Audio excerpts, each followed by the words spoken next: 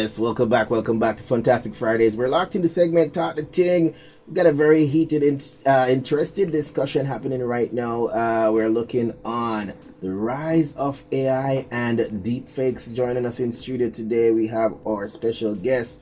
Goes by the name Mr. Joel Dean, CEO of Joyful AI Journal. Welcome back. Yes, all right. Great to be here. So if you missed us before the break, we looked at some of the amazing potential of AI, the positive impact that it's been having on healthcare, education, agriculture, transportation, everyday convenience, and even entertainment and creativity. And one of those positive impacts would have been the Joyful AI Journal. Now, tell us about how that app works and how persons can get access to it. So the app is currently on the Play Store and the App Store. Yeah. So available for both iOS and Android. Mm-hmm. And the app came about because I used to do these things manually with paper. Mm-hmm. But it wasn't really accessible, and sometimes it's not easy to do. Yeah. When you're feeling stressed out or if you're feeling sad, it's not easy to take up a piece of paper to write. Right. But it's probably easier to send voice notes. A lot of person grabs their phone, you know. So, and people are already on their phone. Yeah. So what I did was, that's why I turned that entire process into an app. Yeah. So it has a structure where in the morning it sends you a notification for like an intention, where it's like, what's your intention for the day? Mm-hmm. You know, what would you like to happen in your day? Is there anything on your mind that's worrying you? So you can talk through those things alongside AI journaling prompts. Okay. So this is where you say something to the AI, and the AI generates a follow-up question to dig a bit deeper, so that you can process your thoughts deeply. And then when you're done, it gives you a summary of that journaling experience, so you can review and continue on with your day. So it's not something. One of the things I love about the app, it's not there to make you addicted or anything. That's what I was going to get in there. Uh-huh. Yeah, it's there to have a conversation with you, but it's pushing back. Yeah. Because one of the challenges with ChatGPT that they have been trying to fix is how agreeable it is. Yeah. And it's like they're trying to be like a cheerleader. Yeah. This app is not that. It's a question generator. Mm-hmm. Every single time you say something, it's like a mirror, allowing you to reflect on your thoughts, and you have the answer to your challenges. Okay. The app is not giving you the answer. It's there as a journaling guide. So my question, Joel, is currently for like personal use. Is this something you think probably doctors, psychiatrists, counselors would be able to use? Yeah, they would be able to utilize it just in a consumer way. Mm-hmm. The challenge is it's a wellness app. It's not a mental health app. Okay. Because once you go into the health domain, then you go into regulation and the clinical aspects of it. Okay. So it's not here to diagnose mental illnesses. Mm-hmm. It's here to support journaling that leads to mental wellness. But of course, those professionals can recommend it, because journaling is a very, very, very transformative tool. Many times I've been stressed out, and literally sometimes you just want the right questions. Like you're like, for example, you feel like there's nothing going well in my life. Then the AI would say, let's take a step back. Right. Are you sure there is nothing? List one thing you're grateful for, and then you're like, oh, you know, I have light and water and internet, and then it's like, okay, good. And then it's like, so okay, what do you need to do next? And I'm like, you know, I need to get to work this morning, but I don't feel like it. And then the AI would be like, okay, let's take one single step.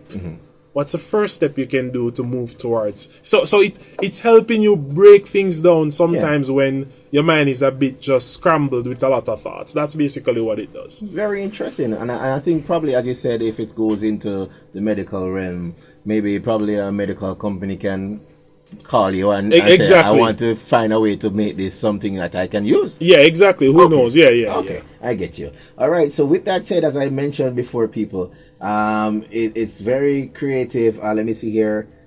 See? Fiona says, well, I think they need to develop a tool that can also detect an individual emotional state to reduce some of these mental health issues. So I do have that. That's a great response. A crisis detection AI engine. That's something I'm putting in the app, because there are actually laws in the US that are stipulating apps that deal with mental wellness to actually have these kind of engines. Yeah. So that is something that I'm actually creating right now, because what that would allow is for those folks to actually get real-time help, because there are patterns in how you have conversations. there are statements and just a tonality and a sound that you can detect and know that a person is in crisis. You know. All right, we look forward to that advancement, John. Yeah, most definitely. Despite these amazing potential, these amazing tools that we have from AI and this type of technology, AI and deepfakes, they also present to us serious risks. Now, these dangers I know of so far includes spreading misinformation. Yes. You know, deepfakes can make it look like a leader, somebody important, somebody respectable, is saying something they never said. This can mislead people, cause confusion. This is, I would say, risky business. Yeah. It can also destroy reputations, a false video that never took place. You're saying, I see you doing something, and you're like, no, that's not me. It's AI. Financial scams, AI powered voice cloning tricks that persons have been using. It's very much active already. Yeah. To tell somebody, okay, I'm your cousin, I'm your auntie, sending a message. It sounds like them, but it's not actually them. What do we do in these cases? And cyberbullying and harassment. Young people in particular become targets from harmful deepfakes where their faces are probably put on inappropriate content, something else, and they are targeted, being bullied, causing long-term harm and social harm as well. And there's also an erosion of trust. If people can't tell what is real anymore, they might stop believing the general news programs. Because even the other day, a couple of our news presenters were placed on one of those deepfake videos. Yeah. So, at what point do we find ways? So there's a dark side to the AI and its usage. What would you say is probably, well, I can't say the reason, because the reason we know criminals. Their aim is to rob, steal. And this is just another layer of misinformation. Because even before AI, there was misinformation. So like with every technological advancement, there will always be someone who uses it for good and for bad. And then when we see the bad elements, we will have to do research and regulate the industry to try to prevent them and lessen the impacts. So these, as I said, these scams have been happening before. They just pretty much get a more powerful tool. But there are ways to help with it. I feel like the toughest one is the cyberbullying, because at the end of the day, like, especially when it's young people, if you don't have the necessary support system, it will be very difficult to navigate that. But again, I feel like this is where the regulation and the systems that our society can create come into play.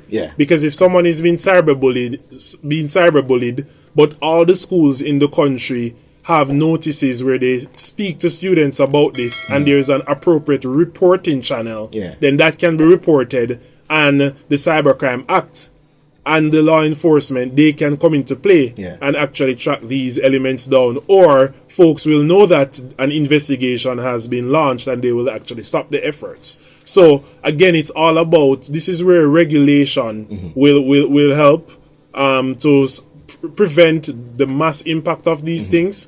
And then there's other work being done by the creators of these technologies, such as watermarking mechanisms and also other mechanisms to like spot the authenticity of a video, utilizing certain hashes and key identification layers to figure out where they were produced from.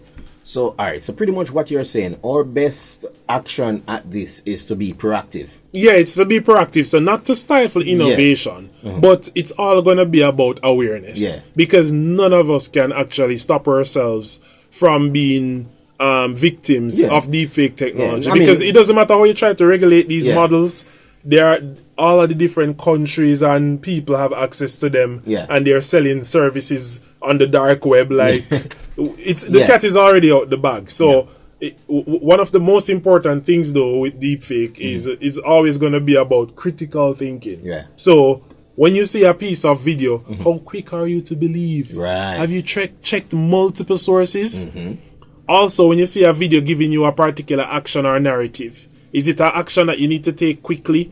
Like, you have to be able to kind of dissect information and be like your own personal reporter, have a layer of skepticism. So this is where the education system comes in, where people have to be able to think critically. Because these elements will always remain in society. This is just another layer, another version. Another layer, and it's gonna grow. And people have been known to say seeing is believing. Yeah. So we're now looking to say seeing isn't always believing. That's true, and that's gonna be that question I can't answer that deeply, because it's really tricky, because there is a level of trust you have when you're on the web, when you see images. Right. But no, for me, I just like remove the care. Like I'm consuming stuff, but I don't even know if it's real or not. I'm just like, well, yeah.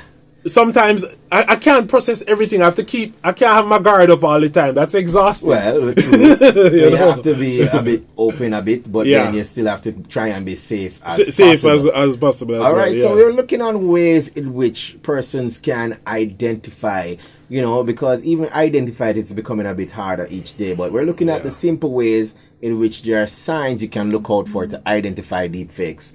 Now, one of the things that is easily recommended, first step, as Joel mentioned earlier, you can't just see it a second and run down with the news. Watch the details closely. Yeah. Right? So in videos, look out for things like the watermarks that may be there. And the lip syncing as well. Like right. If the lips match up with the audio. Right. If the blinking. Like if you pay close attention, and you can kind of look and know if it's real, you know? But again, the models are getting so closer, good. But for now, people, I'm telling you. But for now, they can be spotted. Yeah. I mean, the blurred edges, sometimes you're usually seeing crisp images, but the hands look like 5-7 fingers. Yeah. Right? Unmatched lighting, over here so right, so dark, over there so bright.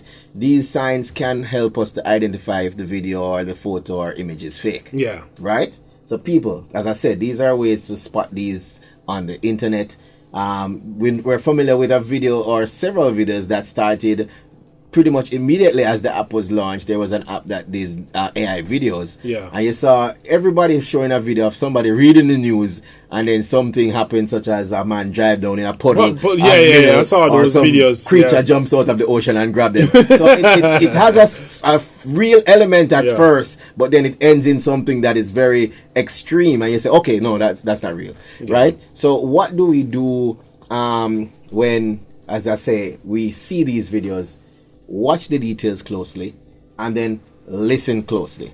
So AI voices may sound slightly robotic. We can hear some of the audios, and that's what I picked up in some of the AI songs as well. You can kind of pick up. I know we have autotune previously. Persons used autotune.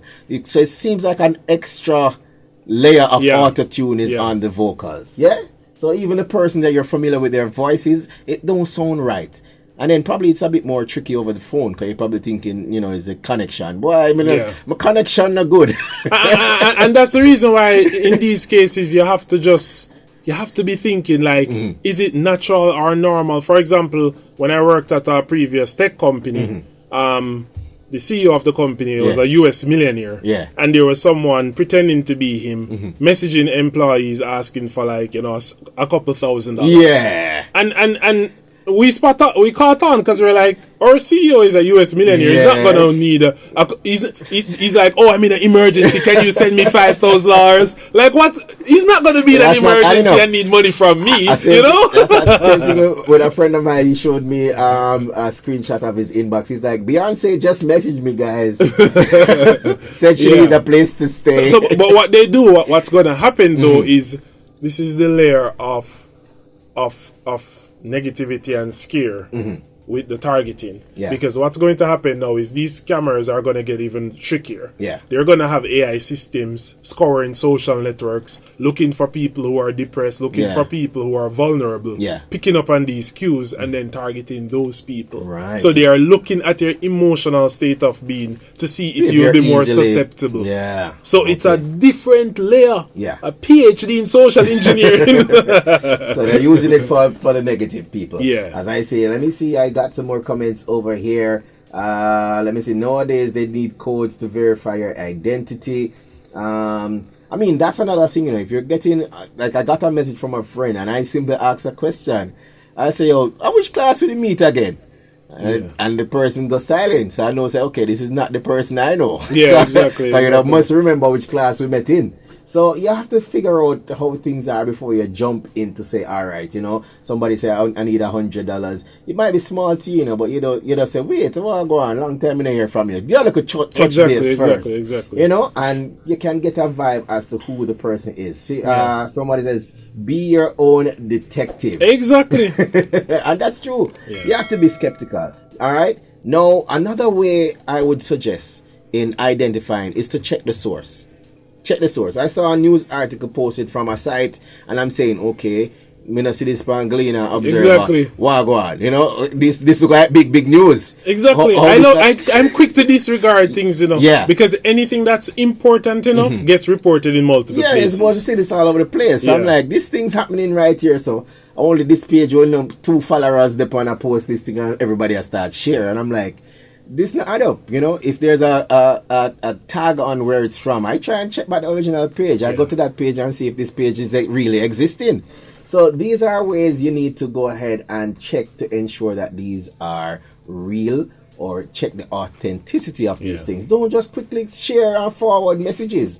And you want to search for your confirmation. So don't just take a little post that they say the Gleaner logo on down here, and things says Gleaner. Go to their website. Yeah, exactly. I think there was one with some of the banks, and they sent out some messages with the bank images. Yeah, I remember that one. Go to the bank's website. Don't just jump on that little flyer that you saw. Yeah, and that's where it gets tricky as well, because what's going to happen is these people are going to create these deep fakes, and then they are going to want the actual entities to take responsibility. But as a bank cannot take responsibility for what's going on out there, because it's still your responsibility to actually verify things. Do your checks. And check the source. So again, it's also going to just be public campaigns by both private and public sector. I strongly feel that we have to pool together as the collective good to fight against these things. So do you think our local government or local education system is starting to do these information campaigns? Yeah, I've seen campaigns around, so I know that there are campaigns.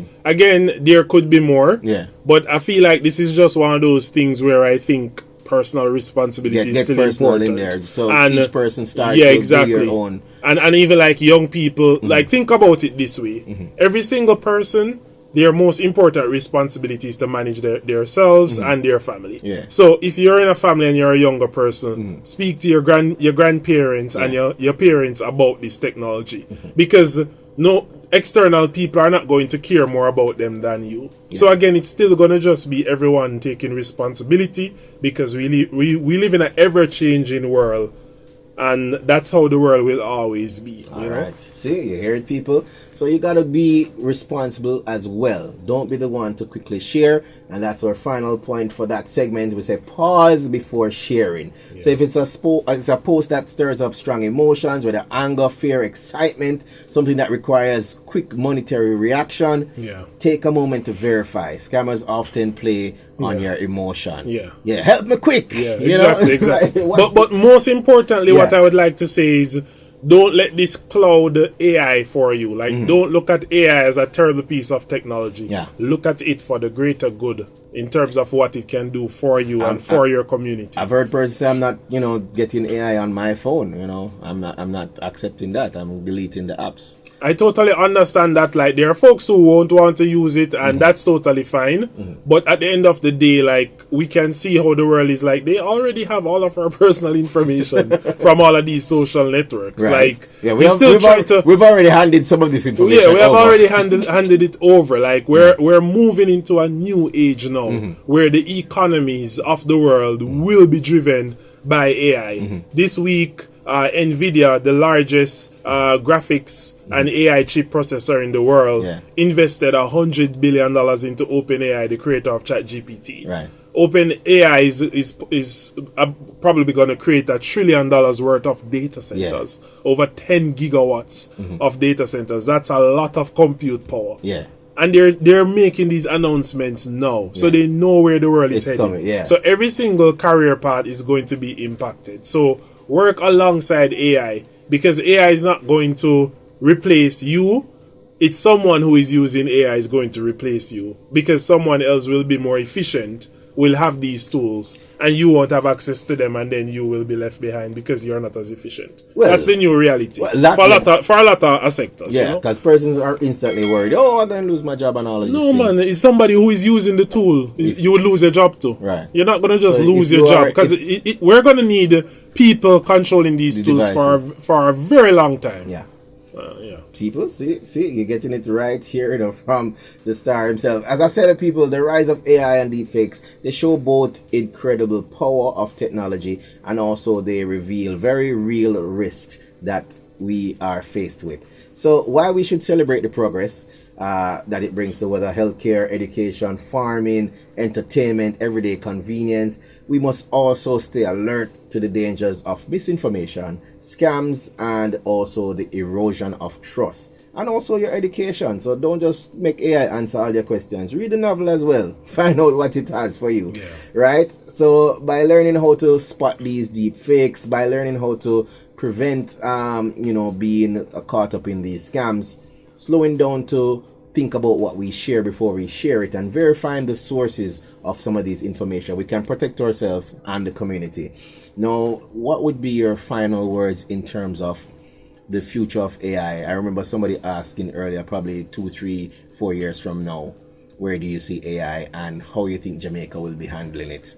I think in 4 to 5 years from now, I see AI making a positive good. Mm-hmm. And I feel why I can say that confidently is because I'm all about the positive good, right, and I'm investing a lot of time, representing Jamaica on the international stage. Mm-hmm. Last year, in January, I was in the same room with Bill Gates and Satya Nadella and a bunch of other world leaders and billionaires talking about AI and how we're going to ensure that it's having a positive impact. So how I see AI impacting Jamaica right now is we have to kind of look at what are the challenges that we have and how can we utilize AI to supercharge and resolve some of those issues. So I think it can actually impact our nation in a positive way, but it's still going to take a community. Yeah. It's not just one person. So what we have to do is we have to keep these conversations alive, and we have to ensure that there is not a lot of fear in terms of using the technology. And we also need to realize that Jamaicans are really, really bright people. We're bright, of course. We're bright. We're not that we're not pushovers. We're not that easily fooled. You know, we are full of pride. You know, so we have to realize that and find the advantages so that we can build a better nation. Yeah, put it to a positive mindset. Exactly. People, there you have it. I want to definitely thank the man himself, that's Joel, who sits with us today, CEO of Joyful AI Journal, and continue to develop your app. As I say, more persons are interested in it. We're going to get some more information out to our listeners as well. And anything, how can we reach out to your company as well? Is there an Instagram page, social media pages that we can check in for the Joyful AI app? It's Joyful. Once you search for like Joyful AI Journal on like IG or TikTok, you can find it.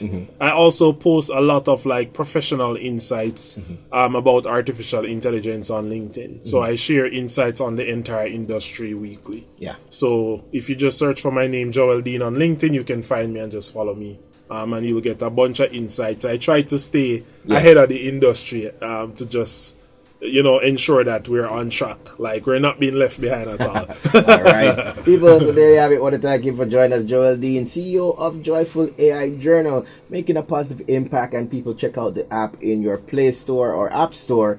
And it's definitely something to keep a positive mindset and a journal for you to keep yourself keep yourself in a positive spirit. Yeah. All right, people, want to thank those of you on the Instagram Live, and also those of you who are listening via News Talk 93 FM on your radio dial, and also on your browsers as well. Thank you very much for keeping it locked. Fantastic Friday this week. Let me see here. Freda says the tools have developed within the schools to detect AI aid in paper writing. Yeah, so they have looked into that as well to ensure AI will be able to identify if it's AI. You know what I'm saying? So that part is very much in play. Yeah. But we want to ensure that our kids are actually, putting in the work, getting smarter, not fall into the brain drain where AI does everything for them. Exactly. All right. So people, Fantastic Friday. We're going to take it out with some music. Thank you very much for keeping it locked. And then we have that final trivia question for our listeners. Thank you very much.